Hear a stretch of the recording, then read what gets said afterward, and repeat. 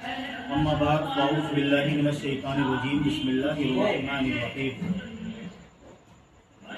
لہم البشریٰ فی الحیاۃ الدنیا وفی الآخرۃ لا تبدیل لکلمات اللہ ذلک هو الفوز العظیم آمنت باللہ صدق اللہ المولانا العظیم وصدق رسولہ النبی الکریم ونحن علی ذلک لمن الشاہدین والشاکرین والحمد للہ رب العالمین۔ بارگاہ رسالت مآب صلی اللہ علیہ وسلم میں عقیدت و احترام کے ساتھ آپ سب لوگ درود پاک پڑھ لیجیے۔ اللہم صلی علی سیدنا و مولانا محمد المعزز والکرام و آلہ الکرام و وجہ کریم و بارک وسلم صلی اللہ تعالی علیہ وسلم۔ ہر طرح کی حمد ہے اللہ رب العزت کے لیے جس نے ہمیں اور آپ کو پیارے مصطفیٰ صلی اللہ علیہ وسلم کا امتی بنایا ہے، اور ہر قسم کے درود اس بارگاہ ناز میں جس نے ہم جیسے غلاموں کو اپنی غلامی کے لیے پسند فرمایا، اور ان کی آل و اصحاب کے لیے کہ جنہوں نے اپنے خون جگر سے اس پیارے پیارے گلشن اسلام کو آباد فرمایا۔ بڑی خوشی اور مسرت کی بات یہ ہے کہ آج ہمارے عزیز اور بڑے بھائی مخیر قوم جناب حافظ شہید ہارون رشید برکاتی علیہ رحمہ کے عشرت قدر پر یوم فاروق اعظم رضی اللہ تعالیٰ عنہ کی یہ محفل پاک منعقد ہے۔ اس کو سجانے والے شیبو بھائی، شالو بھائی اور ان کے جملہ رفقا، اللہ رب العزت ان سب کی کاوشوں کو قبول و منظور فرمائے، اور بارگاہ عمر فاروق اعظم رضی اللہ تعالیٰ عنہ میں ہم سب جو اپنی عقیدتوں کا خراج پیش کر رہے ہیں، رب العزت اسے قبول و منظور فرمائے اور ہم سب کے لیے اسے ذریعہ نجات بنائے۔ آپ جانتے ہیں کہ محرم الحرام شریف کی آج پہلی تاریخ ہے، اور آج سے 10 روزہ اجلاس 4 جانب شروع ہو چکے ہیں، تو مجھے بھی شرکت کے لیے اس میں حاضر ہونا ہے۔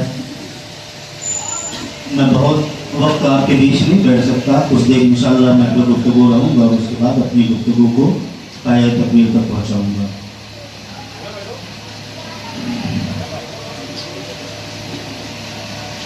دنیا میں اللہ تبارک و تعالیٰ نے ابتدا سے لے کر اب تک نہ جانے کتنے ہی لوگوں کو پیدا فرمایا، اور اس کے بنائے ہوئے نظام کے تحت آنے والے آئے۔ رب العزت نے ان کے حصے میں جتنی زندگی لکھی تھی انہوں نے اسے پورا کیا، اور آخر کار پھر وہ ہمیشہ ہمیش کے لیے اپنے مالک حقیقی سے جاتے ہیں۔ آج نہ جانے کتنے ہی لوگ ایسے ہیں جن کے اپنے وجود تو اپنے وجود ان کے قبروں کے نشانات تک مٹ گئے، ان کے نام کسی کو یاد نہیں، ان کے کام لوگ بھول گئے، ان کی حیات و خدمات کے گوشے آج دنیا نے فراموش کر دیے، لیکن انہی میں کچھ نفوس قدسیہ ایسی بھی ہیں کہ جن کو اور جن کے نام کو اللہ رب العزت نے زندہ رکھا ہے، اور پھر قرآن پاک کا یہ وعدہ کہ فَاذْكُرُونِی أَذْكُرْكُمْ، تم میرا ذکر کرو میں تمہارا چرچا کروں گا۔ تو جن لوگوں نے اپنی حیات کو اللہ رب العزت کے نام کے خاطر وقف کیا، اور جو فنا فی اللہ کے منصب جلیلہ پر فائز ہوئے، ان مبارک ہستیوں میں ایک نام حضرت عمر فاروق اعظم رضی اللہ عنہ کا بھی ہے۔ اس کائنات کے اندر لاکھوں کروڑوں اربوں پیرانے نظام اور ان کے نہ جانے کتنے ہی مریدین. کچھ وہ مرید ہوتے ہیں کہ جن کے کارناموں سے پیر ان پر فخر کرتا ہے کہ یہ میرا مرید ہے، لیکن پیر اگرچہ فخر کرے لیکن مرید مرید ہی رہے گا. وہ پیر کے منصب پر نہیں جا سکتا، وہ مرید ہی رہے گا. لیکن اللہ رب العزت نے یہ کیسا انعام جناب عمر فاروق اعظم کو عطا فرمایا کہ ساری دنیا مل کر رسول پاک صلی اللہ علیہ وسلم کی مرید کہلا رہی ہے، لیکن تنے تنہا فاروق اعظم ہے جو نبی کریم صلی اللہ علیہ وسلم کی مراد کہلا رہے ہیں. یہ حضور کی مراد ہے، یہ حضور کی دعا ہے، یہ حضور کی دعاؤں کا ایک ثمرہ ہے جو عمر کے وصف میں، عمر کی ذات میں ہم جیسے لوگوں کو عطا کیے گئے. میرے دوستو، آپ نے ابتدا سے لے کر اب تک جناب عمر فاروق اعظم رضی اللہ تعالیٰ عنہ کے بارے میں کیا کچھ نہیں سنا ہے، لیکن سچ یہ ہے کہ جب ہم حضرت عمر فاروق اعظم رضی اللہ تعالیٰ عنہ کے ذکر جمیل کو کرتے ہیں یا سنتے ہیں تو ایک عجیب سی ایمانی حلاوت ہم اپنے وجود کے اندر محسوس کرنے لگتے ہیں. ایک عجیب سی جولانی ہم اپنے وجود کے اندر محسوس کرنے لگتے ہیں. اور میں کہتا ہوں کہ واقعتاً اگر نبی کریم صلی اللہ علیہ وسلم کا چاہنے والا ہو تو وہ جناب عمر فاروق اعظم کے جیسا ہو. اگر حضور سے محبت کرنے والا ہو تو جناب عمر فاروق اعظم کا جیسا ہو. اگر عدل اور انصاف کرنے والا ہو تو وہ جناب عمر فاروق اعظم کا جیسا ہو. اگر کوئی حضور نبی کریم صلی اللہ علیہ وسلم کی شریعت پر کاربند آپ کو دیکھنا ہو تو آپ جناب عمر فاروق اعظم کو دیکھیں. یہ کتنی مبارک اور عظیم ہستی ہے کہ نبی کریم صلی اللہ علیہ وسلم پر قرآن پاک نازل ہو رہا ہے اور حضور علیہ الصلوۃ والسلام جب کسی معاملے میں بیٹھ کر اپنے اصحاب سے کسی متعلق مشورہ فرماتے تھے تو اس وقت تمام صحابہ اکرام کے اجتماع کے اندر جب حضرت عمر فاروق اعظم کی زبان سے کوئی مشورہ نکلتا تھا تو وہ صرف حضور کی بارگاہ میں مشورہ مقبول نہیں ہوتا تھا بلکہ وہ عرش کے مالک اللہ رب العزت کی بارگاہ میں بھی ان کا مشورہ اتنا مقبول اور منظور کیا جاتا تھا کہ جس طرح سے عمر اپنی زبان سے مشورے کے الفاظ لگا کرتے تھے اللہ رب العزت ہو بہو اسی طریقے پر قرآن پاک کے اندر آیتیں بھی نازل فرما دیا. اتنا بڑا مرتبہ، اتنا بڑا حصہ اللہ کی بارگاہ سے اگر کسی کو ملا ہے تو ہمارے آپ کے ہم سب کے مقتدا حضرت سیدنا عمر فاروق اعظم رضی اللہ تعالیٰ عنہ کی ذات ہے. حق اور عدل کے ایک عظیم پیکر آج ہم دیکھیں کہ کیا ہمارے بیچ میں حکمران نہیں ہے؟ یقیناً ہے، لیکن جناب عمر فاروق اعظم رضی اللہ تعالیٰ عنہ کی حکمرانی کی جہاں پر بات آتی ہے نا تو بڑے بڑے حکمران ان کی دہلیز پر زانوے ادب تہ کر کے بیٹھتے ہیں.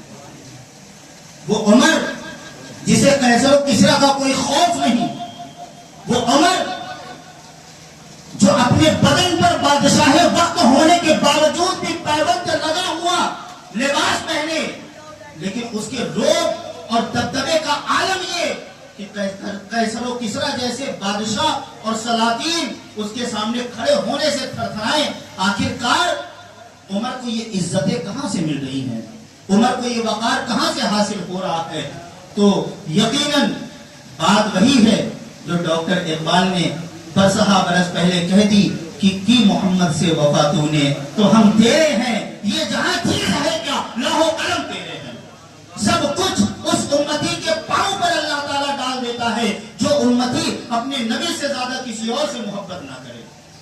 اور یہ کر کے حضرت عمر فاروق اعظم رضی اللہ تعالیٰ عنہ نے ہم کو دکھایا ہے. ان کی شہادت کا یہ موقع کہ جس موقع پر ہم نے اور آپ نے ان کے نام سے اس محفل کو منعقد کیا ہے اور ان کی بارگاہ میں اپنی عقیدتوں کا خراج لے کر کے بیٹھے ہیں. حق بولنے کی جو جرت، جو ہمت، جو حوصلہ جو جذبہ جناب عمر فاروق اعظم کے اندر تھا وہ کسی کے اندر پایا نہیں جاتا. حضرت اسود ابن سعید رضی اللہ تعالیٰ عنہ رسول اللہ صلی اللہ علیہ وسلم کے ایک پیارے صحابی ہیں. معرفت الصحابہ کے اندر یہ حدیث پاک موجود ہے.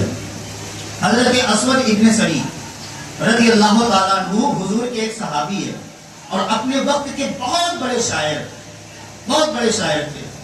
اور وہ اکثر و بیشتر یا تو اللہ رب العزت کے لیے حمد لکھا کرتے تھے یا پھر حضور نبی کریم صلی اللہ علیہ وسلم کی بارگاہ میں نعت شریف کے اشعار کہا کرتے تھے. مدینہ شریف سے کافی دور ان کا گھر تھا، اس لیے مدینہ شریف میں رہنے والے اصحاب سے ان کے رابطے ذرا کم ہوا کرتے تھے. ایک موقع سے وہ حضور نبی کریم صلی اللہ علیہ وسلم کی بارگاہ میں حاضر ہوئے اور عرض کی یا رسول اللہ علیہ السلام، میں آپ کی بارگاہ میں کچھ اشعار لکھ کر کے حاضر ہوا ہوں آپ کی تعریف و توصیف میں، اور میں چاہتا ہوں کہ وہ آپ کو سنا دوں. حضور پاک صلی اللہ علیہ وسلم جو مسجد نبوی شریف میں جلوہ گر ہیں اور صحابہ اکرام کا ایک بڑا اجتماع وہاں پر موجود ہے، حضور علیہ السلام نے فرمایا کہ اسود اگر تم لکھ کر کے لائے ہو محبتوں کے ساتھ تو ضرور میں سنوں گا، سناؤ مجھ کو وہ کیا اشعار ہے. حضرت اسود کا بیان ہے کہ جب حضور نے مجھے اجازت دی تو میں کھڑا ہوا اور کھڑے ہو کر کے میں وہ اشعار پڑھنے لگا. 2-3 شعر ہی میں نے پڑھے تھے کہ میں نے دیکھا مسجد شریف کے دروازے سے ایک ایسا شخص داخل ہوا جو کچھ لمبے قد کا تھا، جو دبلا پتلا تھا، ایک گہرے بدن کا تھا، سر پر امامہ تھا، پیشانی پر پسینہ تھا، اس کا لباس پھٹا پرانا تھا، لیکن چہرے پر روب اور داغ ایسا تھا کہ لوگ اسے دیکھے تو تھر تھر کانپے. وہ مسجد شریف کے اندر داخل ہوا، سیدھا بارگاہ رسول اکرم میں حاضر ہونا چاہتا تھا کہ حضور کی جیسے ہی نظر اس شخص پر پڑی حضور نے مجھ سے کہا اسود خاموش ہو جاؤ. حضرت اسود اشعار پڑھ رہے ہیں نعت کے اور حضور نے کیا فرمایا؟ اسود خاموش ہو جاؤ. اسود خاموش ہو گئے. کہتے وہ شخص آیا بارگاہ رسول اکرم میں بیٹھا، کچھ پوچھا اور اٹھ کر کے چلا گیا. کہتے ہیں جب وہ مسجد کے دروازے کے باہر نکل گیا تو حضور نے مجھ سے فرمایا کہ اسود پڑھو. کہتے ہیں میں نے پھر پڑھنا شروع کیا، پھر کچھ ہی اشعار پڑھ پایا تھا کہ وہ بندہ پھر مسجد کے دروازے پر آیا. حضور کی نظر جیسی اس پر پڑی حضور نے مجھ سے کہا خاموش ہو جاؤ. میں پھر چپ کر گیا. وہ بندہ اندر آیا، حضور کے پاس بیٹھا، پھر کچھ باتیں کی، چلا گیا. جب وہ چلا گیا حضور نے مجھ سے کہا پڑھو. میں نے پھر پڑھنا شروع کیا، پھر کچھ اشعار پڑھے. تیسری مرتبہ پھر وہ بندہ آیا، پھر حضور کی بارگاہ میں بیٹھا، حضور نے مجھے خاموش کرایا. پھر تیسری مرتبہ جب وہ اٹھ کر گیا تو حضور نے مجھ سے کہا پڑھو. میں نے کہا یا رسول اللہ، میرے ماں باپ کی جانیں آپ کے قدموں پر قربان. حضور میں کوئی ادھر ادھر کی باتیں تو نہیں کر رہا تھا، یا رسول اللہ میں تو آپ کی تعریف کر رہا تھا، میں تو آپ کی توصیف بیان کر رہا تھا، میں تو آپ کے نغمات دلکش کہہ رہا تھا. یا رسول اللہ یہ آنے والا شخص جب بھی آتا ہے آپ مجھے خاموش کر دیتے ہیں، آخر یہ شخص ہے کون؟ حضور نے فرمایا کیا تم اسے نہیں جانتے؟ کہا نہیں میں نے نہیں جانتا. حضور نے فرمایا اس کا نام عمر ہے. کیا فرمایا حضور نے؟ فرمایا اس کا نام عمر ہے. اور یہ جب آیا تو میں نے تمہیں خاموش کرا دیا. جانتے ہو اس کا سبب کیا ہے کہ میں تمہیں کیوں خاموش کرا رہا تھا؟ حضرت اسود کہتے یا رسول اللہ اس کا سبب مجھے معلوم نہیں. حضور نے فرمایا میں اس لیے تمہیں خاموش کرا رہا تھا کہ جو اشعار تم لکھ کر کے میرے لیے لائے ہو اگر اس میں کسی قسم کی کوئی غلطی محسوس ہوگی تو میں رحمت للعالمین ہوں، میں نرمی کے ساتھ تمہیں سمجھا دوں گا کہ یہ غلطیاں ہیں انہیں درست کر لو. لیکن اگر میری شان میں ذرہ برابر بھی توہین ہوئی تو یہ عمر ہے جو اپنے نبی کی شان میں گستاخی کو برداشت نہیں کرتا، اور اگر سن لے تو یہ اپنے فیصلے زبان سے نہیں بلکہ تلواروں سے کیا کرتا ہے. یہ اتنی مجھے محبت کرتا ہے، اس لیے میں بار بار تم کو خاموش کرا رہا تھا کہ خاموش رہ جاؤ، خاموش رہ جاؤ. تو جو عمر حضور کے عشق میں ایسا ڈوبا ہو تو یقیناً وہ فنا فی اللہ کے ساتھ فنا فی الرسول کے بھی منصب جلیلہ پر ہے. تو میرے بھائی ایسے منصب بڑی قسمت والوں کو عطا ہوتے ہیں، اور پھر یہ حضور نبی کریم صلی اللہ علیہ وسلم کی مراد ہیں۔ آپ نے یقیناً جناب عمر فاروق اعظم کے قبول اسلام کا تو واقعہ سنا ہی ہوگا کہ حضور نبی کریم صلی اللہ علیہ وسلم کعبۃ اللہ شریف کے سائے میں بیٹھے ہیں اور دعا کر رہے ہیں، یا رسول اللہ، ابو جہل یا عمر، ان دو میں سے کسی ایک کو اسلام کی دولت سے سرفراز فرما دے اور ان کے ذریعے سے اسلام کو عزت عطا فرما۔ وہ دعا جناب عمر کے حق میں قبول ہوئی اور ہونی ہی تھی۔ اعلیٰ حضرت جب حضور کی دعا کے متعلق قلم اٹھاتے ہیں تو کہتے ہیں کہ حضور کی دعا ہماری تمہاری دعاؤں کی جیسی نہیں ہے، بلکہ اعلیٰ حضرت تو پھر قلم توڑ کر ارشاد فرماتے ہیں کہ اجابت کا صحرا، عنایت کا جوڑا دلہن بن کے نکلی، دعائے محمد اجابت نے جھک کر گلے سے لگایا بڑی ناز سے جب دعائے محمد۔ یہ حضور نبی کریم صلی اللہ علیہ وسلم کی دعا کا معاملہ ہے۔ تو حضور نے دعا فرمائی، جناب عمر اسلام لے آئے، کلمہ پڑھ لیا۔ کلمہ پڑھنے کے بعد بارگاہ رسالت میں حاضر ہوئے، عرض کی، یا رسول اللہ، اس وقت مسلمانوں کی تعداد صرف 40 افراد پر مشتمل ہے، صرف 40 افراد آئے۔ یا رسول اللہ علیہ السلام، کیا ہمارا خدا ایک نہیں؟ حضور نے فرمایا، یقیناً ہمارا خدا ایک ہے۔ کہا، یا رسول اللہ، کیا آپ پیغمبر برحق نہیں؟ حضور نے فرمایا، یقیناً میں پیغمبر برحق ہوں۔ حضرت عمر نے عرض کیا، یا رسول اللہ، کیا آپ پر جو کتاب نازل ہوئی وہ سچی کتاب نہیں؟ حضور نے فرمایا، یقیناً سچی ہے۔ یا رسول اللہ، جو مذہب آپ لے کر آئے کیا وہ مذہب جھوٹا ہے؟ حضور نے فرمایا، ہرگز وہ جھوٹا نہیں، سچا ہے۔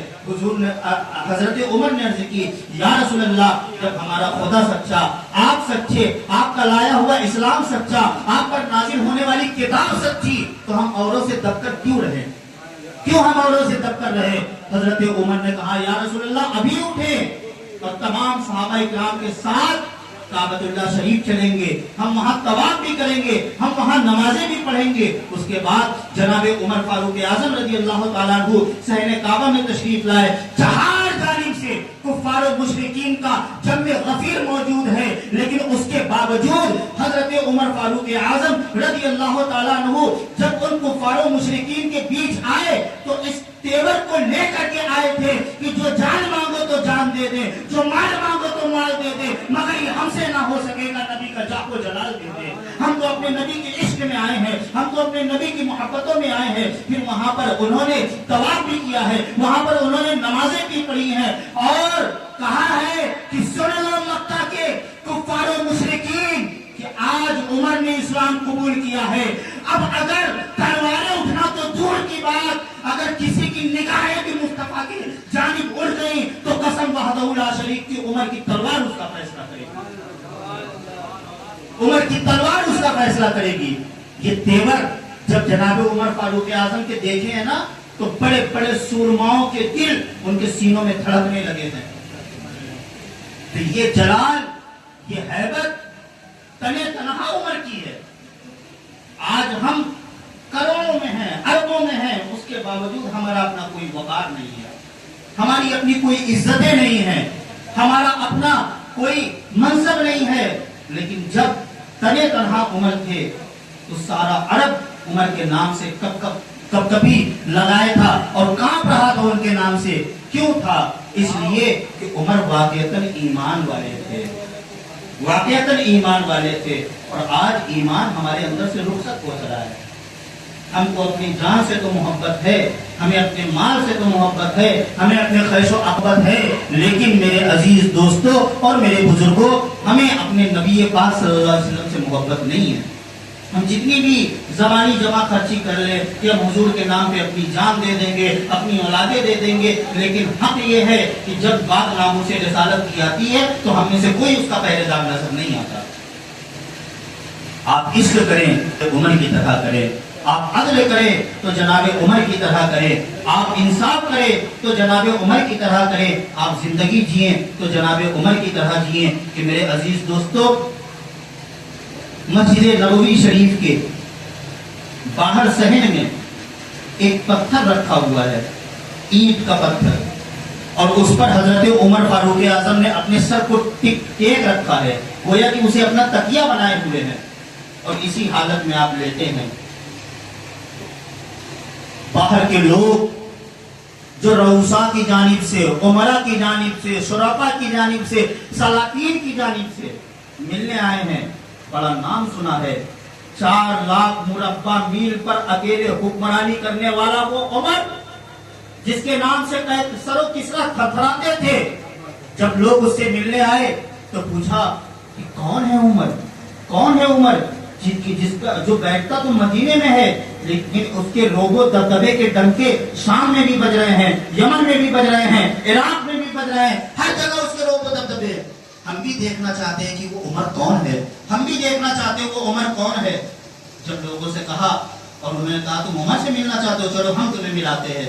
لے کر کے گئے تو سبحان اللہ کیا دیکھا کہ ایک پتھر پر اپنے سر کو رکھے ہوئے، جسم پر پھٹے ہوئے کپڑے جو پیوند لگے ہوئے ہیں وہ پہن کر جناب عمر فاروق اعظم لیٹے ہوئے. ان لوگوں نے دیکھا، کہا یہ عمر ہے، کہا ہاں یہی عمر ہے. یہ سادگی، یہ انکساری، یہ تواضع یقیناً رسول اللہ صلی اللہ علیہ وسلم کے سچے امتی کے اندر ہی ہو سکتی ہے. آج ہم عالم صاحب بن گئے، مولوی صاحب بن گئے، خطیب صاحب بن گئے تو کرتا ایسا چاہیے کہ کرش ٹوٹنے نہ پائے. جبہ اور امامے سے اپنے آپ کو گویا کہ ایک تعزیہ کے مانند بنا لیا. جیسے تعزیہ ویسے یہ بھی تعزیہ. یہ چونچ والا امامہ، یہ جبہ، یہ قبہ، اندر ہمارے کچھ بھی نہیں ہے اور باہر ہم نے اپنے آپ کو بہت کچھ سجا رکھا ہے. تو میرے بھائی اپنی بنیادوں کو آپ مضبوط کیجیے، آپ اندر سے مضبوط بنیے. باہر کیا ہے چھوڑیے، اللہ رب العزت کی بارگاہ میں آپ عزت والے بنیے. زمانہ آپ کو کیا دے گا؟ کچھ بھی نہیں. میں آپ کو بتاؤں، آج ہم اپنے معاملات میں کتنے سیلفش ہو چکے ہیں. اچھا کپڑا چاہیے، اچھا کھانا چاہیے. اتنی شدت کی گرمی میں اے سی والے روم نہ ہو تو ہمیں نیند نہیں آتی ہے. سفر کے لیے ہم ایئر کنڈیشن کاریں ڈھونڈتے ہیں. ہر طریقے کی آج ہمیں سکون اور آرام کی ایک جو لت لگ گئی ہے، یہ اتنی خراب لت ہے کہ آج ہم نے اپنی زندگی کو اس میں اتنا پھنسا لیا ہے کہ ہم کوئی چیز سمجھنا نہیں چاہتے. تھوڑی دیر ادھر رکھ دیجیے، بیٹھ جائیے. ہم سمجھنا نہیں چاہتے. اب دیکھیے، میں ایک آخری بات کر کے اپنی گفتگو کو ختم کر رہا ہوں. جناب عمر فاروق اعظم رضی اللہ تعالیٰ عنہ، جیسا کہ میں نے عرض کیا کہ 4 لاکھ مربع میل پر اکیلے حکمرانی کرنے والے وہ عمر، جب لوگ ان سے ملنے آتے، سلطانوں کے جو بھیجے ہوئے وفود ہوتے وہ جب ان سے ملنے آتے تو جناب عمر فاروق اعظم کو پھٹے پرانے پیوند لگے کپڑوں میں دیکھتے. تو ایک مرتبہ صحابہ اکرام نے آپس میں مشورہ کیا کہ جناب عمر فاروق اعظم اپنے وقت کے عظیم الشان بادشاہ ہیں، خلیفہ وقت ہیں، امیر المومنین ہیں، اور ان سے بڑے بڑے لوگ دبتے ہیں، کاپتے ہیں ان کے نام سے، اور بڑے بڑے سلاطین کے لوگ ان سے ملنے آتے ہیں. تو کیوں نہ جناب عمر سے یہ کہا جائے کہ آپ اپنے تھوڑے سے وضع قطع کو بہتر بنائیے، اچھے کپڑے پہنا کیجیے، صاف ستھرے کپڑے پہنا کیجیے، تھوڑے شاہانہ لباس پہنا کیجیے، تاکہ جو لوگ آپ کو دیکھنے آئے ان کو بھی اچھا فیل ہو کہ یہ بھی مدینے کا بادشاہ ہے، یہ عرب کا خلیفہ ہے. تو یہ باتیں صحابہ اکرام کے بیچ میں اب یہ بات ہو تو گئی اور سمجھ میں سب کو آ گئی، لیکن سوال یہ پیدا ہوا کہ عمر سے یہ بات کہے کون؟ کس کی اتنی مجال، کس کی اتنی جرت جو جا کر عمر سے یہ باتیں کہے؟ آپسی مشورہ ہوا اور آپسی مشورے میں یہ طے پایا کہ دیکھو ہم میں سے تو کسی کی مجال نہیں کہ ہم جناب عمر سے یہ بات کہہ سکے، لیکن ہمارے بیچ ایک ایسا بندہ ہے کہ ہم اس سے اگر جا کر کے کہیں گے اپنی باتوں کو تو وہ جناب عمر فاروق اعظم سے یہ بات کہہ دے گا. کہا وہ کون ہے؟ کہا وہ جناب علی المرتضیٰ ہیں. ان کے پاس چلتے ہیں. صحابہ اکرام سارے کے سارے جناب علی کے پاس گئے اور ان سے جا کر کے ساری باتیں کہیں.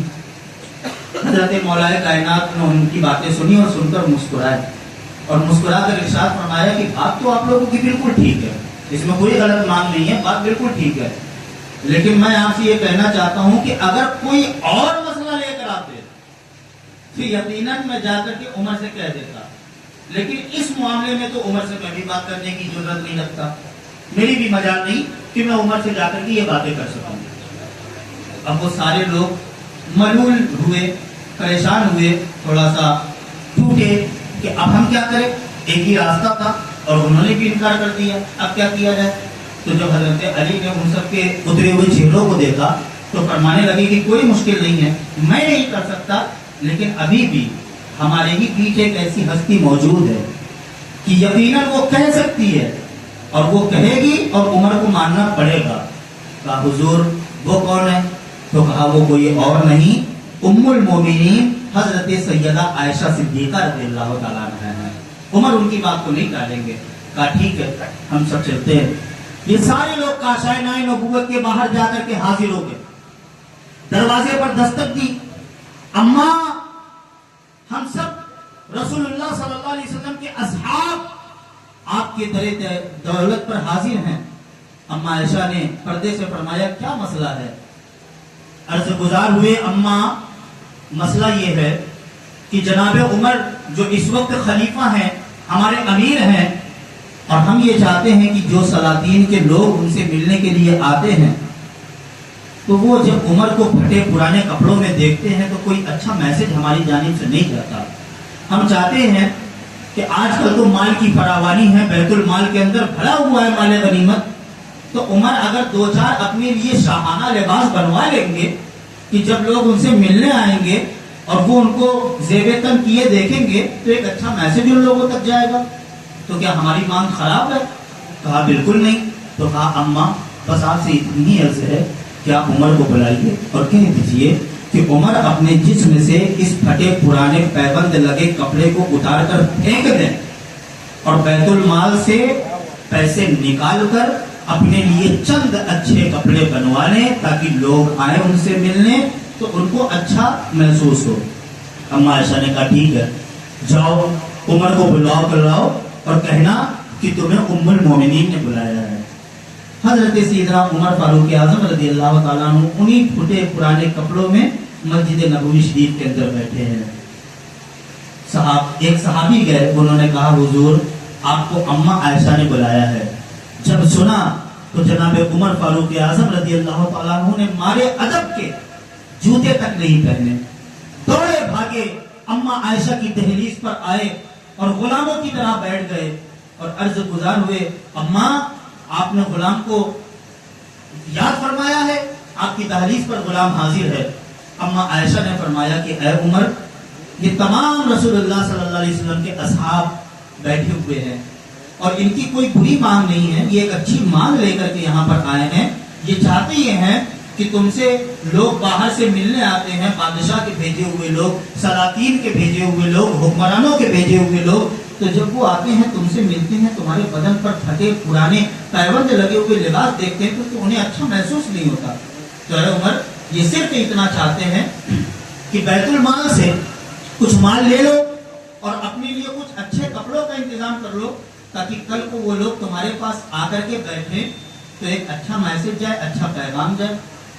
کہتے کہ جب اماں عائشہ نے اتنا فرمایا نا تو جناب عمر رضی اللہ تعالیٰ عنہ کی آنکھوں سے اشک روا ہو گئے, رونے لگے جناب عمر, اور اتنا روئے کہ آپ کے آنسو سے آپ کی ریش مبارک یعنی داڑھی تر بتر ہو گئی, اتنا روئے. صحابہ اکرام دیکھ کر کے تعجب میں کہ کوئی ایسی بات نہیں ہوئی, عمر اتنا رو کیوں رہے. اماں عائشہ نے پوچھا کہ اے عمر تم نے میری بات کا کوئی جواب تو نہ دیا, البتہ اتنا رو رہے ہو, اس رونے کی وجہ کیا ہے؟ حضرت عمر رضی اللہ تعالی عنہ نے سکتی ہوئی آواز سے کہا اماں آپ کا حکم عمر کے سر آنکھوں پر ہے, عمر آپ کے در کا غلام ہے. اماں آپ جو کہہ دیں گی عمر آپ سے سوال نہیں کرے گا, کر گزرے گا, کوئی مسئلہ نہیں ہے. اماں آپ نے کہہ دیا ہے کہ عمر اچھے کپڑے پہن لو, عمر پہن لے گا. اماں آپ نے کہہ دیا ہے کہ عمر یہ لباس اتار کر پھینک دو, عمر پھینک دے گا. لیکن اماں یہ سارے کام کرنے سے پہلے اگر حکم ہو تو کیا عمر آپ سے کچھ پوچھ سکتا ہے؟ اماں عائشہ نے کہا ہاں عمر پوچھو. تو جناب عمر کے وہ تاریخی جملے ہمیں یاد رکھنے کی ضرورت ہے. جناب عمر نے پوچھا اماں آپ مجھ سے کہتی ہیں کہ یہ پرانا لباس اتار کر پھینک دو اور شاہانہ لباس سلوا کر اپنے بدن پر ڈال لو۔ اے اماں، عمر صرف اتنا پوچھنا چاہتا ہے کہ کیا میرے مصطفیٰ صلی اللہ علیہ وسلم نے بھی کبھی اس طریقے کو پسند فرمایا؟ کبھی اس طریقے کو پسند فرمایا ہے؟ جب میرا نبی کہ جس کی شان یہ ہے کہ مالک کونین ہے، وہ پاس کچھ رکھتے نہیں پر دو جہاں کی نعمتیں ہیں ان کے خالی ہاتھ میں، جس نبی کے پائے نبوت کے نیچے اللہ نے تمام زمین و آسمان کے خزانوں کو رکھ دیا ہو، جب اس نبی نے ایسی تواضع کے ساتھ اپنی زندگی گزاری ہے کہ میرے نبی نے جب پیبند لگے کپڑے پہنے ہیں تو عمر کی کیا مجال ہے کہ عمر پیبند لگے کپڑے نہ پہنے۔ جب اماں عائشہ نے ان کی یہ جملے سنے نا تو اماں عائشہ نے کہا کہ اے عمر، یقیناً تم اپنی جگہ پر بالکل صحیح ہو، جاؤ تم جیسے رہ رہے ہو، تم آزاد ہو، اسی طریقے پر اپنی زندگی گزارو۔ تو میرے بھائی، پھر ڈاکٹر اقبال کا ایک شعر ہمیں یاد آتا ہے، اور ڈاکٹر اقبال نے بڑی صدق بیانی سے کام کیا ہے، اور وہ کیا ہے؟ ڈاکٹر اقبال نے کہا کہ ہزاروں سال نرگس اپنی بے نوری پہ روتی ہے، بڑی مشکل سے ہوتا ہے چمن میں دیداور پیدا، اتنا آسان نہیں ہے کسی منصب کو پا لینا، بڑی قربانیاں دینی پڑتی ہیں، تب جا کر اللہ تعالی ہمیں اور آپ کو کوئی منصب عطا فرماتا ہے۔ تو آج عمر جس جگہ بیٹھ کر تمام امت کی آنکھوں کا تارا بنے ہوئے ہیں، اس کی وجہ صرف یہ ہے کہ عمر نے زندگی وہی گزاری ہے جو زندگی انہیں مصطفیٰ کے در سے ملی ہے۔ عمر نے شب ایسی گزاری ہے جیسی مصطفیٰ کو گزارتے دیکھا ہے، عمر نے دن ایسا گزارا جیسے مصطفیٰ کو گزارتے دیکھا ہے۔ حضرت عمر رضی اللہ تعالیٰ عنہ کا ہر رنگ مصطفیٰ کے رنگ کے جیسا تھا، ہر ادا مصطفیٰ کے اداؤں کے جیسی تھی، ہر ان کی زندگی جینے کے طریقے مصطفیٰ کے طریقوں کے جیسے تھے، اسی لیے اللہ تبارک و تعالیٰ نے ان کا ڈنکا بجایا ہے، ان کی شہرتوں کو عام کیا ہے، اور جناب عمر فاروق اعظم رضی اللہ تعالیٰ عنہ کے نام کو اتنا عظیم فرما دیا ہے، اتنا بلند فرما دیا ہے کہ صرف آج ہی نہیں، ہم رہیں یا نہ رہیں، قیامت تک انشاءاللہ عمر کا ذکر اسی طرح ہوتا رہے گا۔ تو میرے بھائی، میرے عزیز، میرے دوست، فَاذْكُرُونِي أَذْكُرْكُمْ، اللہ فرماتا ہے تم میرا ذکر کرو، میں تمہارا چرچا کروں گا۔ اس زمانے کو چھوڑ دو، پولیٹکس کے نعرے لگاتے ہو، پیر صاحب کے جھنڈے بلند کرتے ہو، عالم صاحب کے جا کر کے ہاتھ چومتے ہو، بھیڑ لگاتے ہو، ہیرو کی گاڑیوں کے پیچھے گھومتے ہو، ٹہلتے ہو۔ کامیابی اس میں نہیں ہے، کامیابی حضور کے دامن کرم سے وابستہ ہونے میں ہے، کامیابی حضور کے نقش قدم پر چلنے سے ہے۔ کامیابی وہ ہے جو اعلیٰ حضرت نے فرما دیا، یا رسول اللہ تیرے غلاموں کا نقش قدم ہے راہ خدا، وہ کیا بہک سکے جو یہ سراغ لے کے چلے۔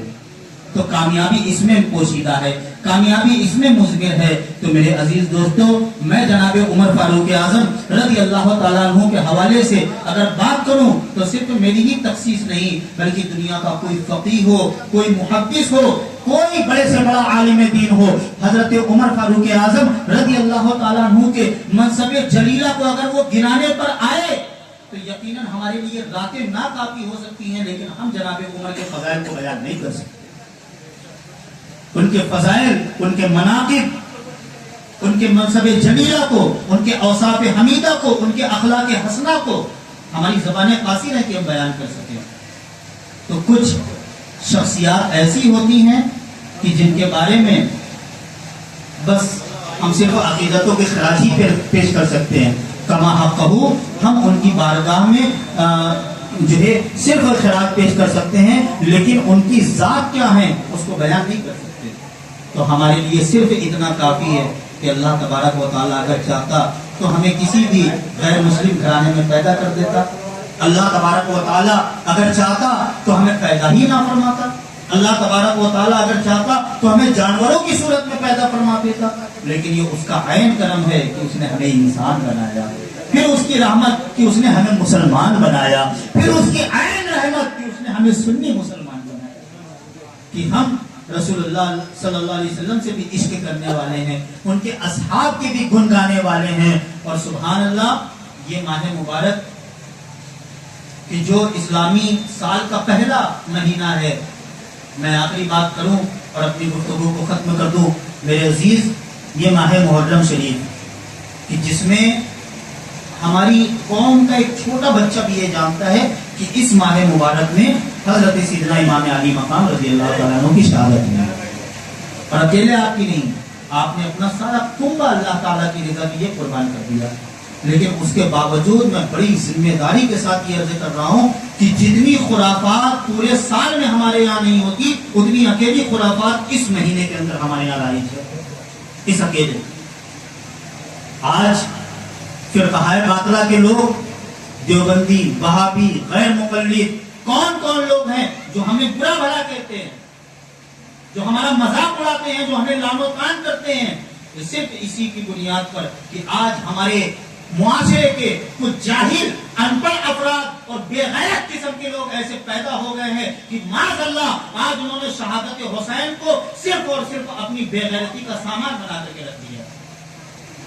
کیا کچھ نہیں کرتے وہ لوگ، ڈھول وہ بجاتے ہیں، تاشے وہ بجاتے ہیں، بے غیرتی کا ناچ وہ ناچتے ہیں، اور پھر اس کے بعد مہندی کا جلوس، تو اس کا جلوس، تو اس کا جلوس، اس میں لڑکیوں کے ساتھ بدتمیزی کی جاتی ہے، گندے گندے کمنٹ سے پاس کیے جاتے ہیں، ایک وقت کی نماز کا کسی کو ہوش نہیں ہوتا، روزوں کا کسی کو شعور نہیں ہوتا، نذر و نیاز کا کسی کو کوئی معاملہ نہیں ہوتا۔ تعزیہ داری کروا لو ہمارے مسلمانوں سے، پیر فقیر بنوا لو ہمارے مسلمانوں کو۔ اور میرے عزیز، بڑی ذمہ داری کے ساتھ میں یہ عرض کر رہا ہوں، امام حسین نے ہم کو پیر بننے کے لیے نہیں کہا، امام حسین نے ہم کو فقیر بننے کے لیے نہیں کہا، بلکہ حسین نے اگر کہا ہے تو ہم سے ایک اچھا مسلمان بننے کے لیے کہا ہے۔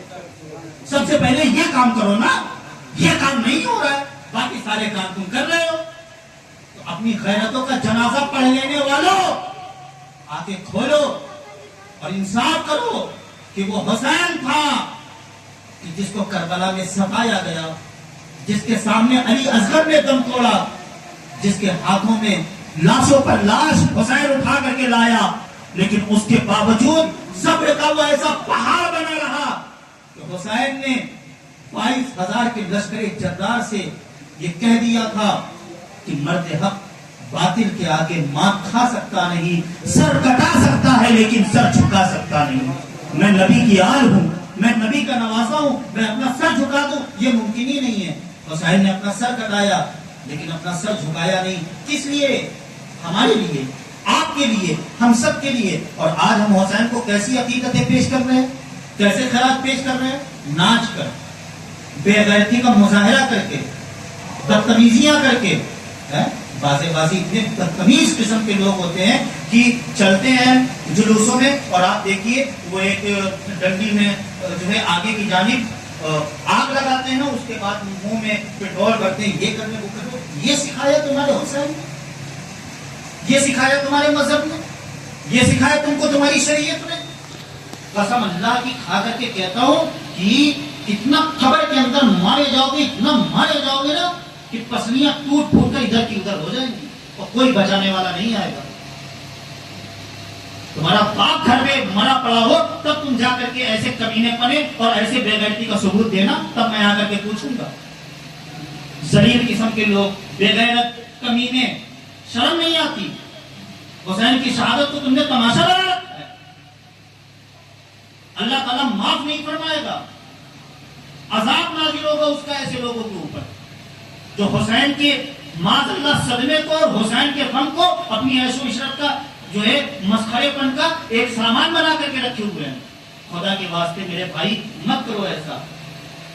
حسین نے ہم سے جو مطالبہ کیا ہے اس مطالبات کو پورا کرو، ایک اچھے مسلمان بن جاؤ، نمازی بن جاؤ، قرآن پاک کی تلاوت کرنے والے بن جاؤ، اپنے والدین کے فرما بردار بن جاؤ، اپنے نبی کی شریعت پر چلنے والے بن جاؤ، اپنے پڑوسیوں کا خیال رکھنے والے بن جاؤ۔ نبی کی ناموس پر جب بات آئے تو ہر رشتے سے پہلے نبی کے رشتے کو اپناؤ، ہے نا؟ ہر رشتے سے پہلے نبی کے رشتے کو اپناؤ، اور یہ باتیں صرف اپنے ممبروں پر اور اسٹیج پر نہ رکھو کہ میرے تاج الشریعہ نے یہ فرمایا، میرے اختر رضا نے یہ فرمایا۔ اپنی زندگی میں اپنی جامہ بھی پہناؤ، یقیناً جو تاج الشریعہ نے فرمایا تو وہ ہم سب کے لیے درس ہے، وہ ہم سب کے لیے سبق ہے۔ اور کیا فرمایا تاج الشریعہ نے؟ نبی سے جو ہو بیگانہ اسے دل سے جدا کر دے، پدر مادر برادر جان و مال ان پر فدا کر دے۔ یہ کچھ ہمارا نہیں ہے، جو کچھ ہے یہ میرے نبی کا صدقہ ہے۔ اگر نبی ہی نہ ہوتے تو پھر کیا ہوتا ہمارے پاس؟ کچھ بھی تو نہ ہوتا ہے نا۔ یہ سب کچھ نبی کا صدقہ ہے، تو نبی کے نام پر ہم کو ملا ہے، اور کل اگر بات آئے گی تو ہم نبی کے نام پر سب کچھ قربان بھی کر دیں گے، ہے نا۔ اس لیے میرے بھائی باتیں بہت ہیں، لیکن وقت مجھے اتنی اجازت نہیں دیتا، مجھے دوسرے پروگرام کے لیے نکلنا ہے۔ تو اللہ رب العزت آج کی اس محفل بابرکت کو اپنی بارگاہ میں قبول فرمائے، اور جو باتیں میں نے کہی اگر میرے کہنے میں کسی قسم کی کوئی لفظش ہو گئی ہو تو رب کریم اپنے فضل سے وہ اس غلطی کو معاف فرمائے، اور ہم سب کی حاضریوں کو قبول فرمائے، اور سیدنا فاروق اعظم رضی اللہ تعالیٰ عنہ کے در دولت کی ہم سب کو خیرات نصیب فرمائے۔ وما توفیقی الا باللہ۔ السلام علیکم۔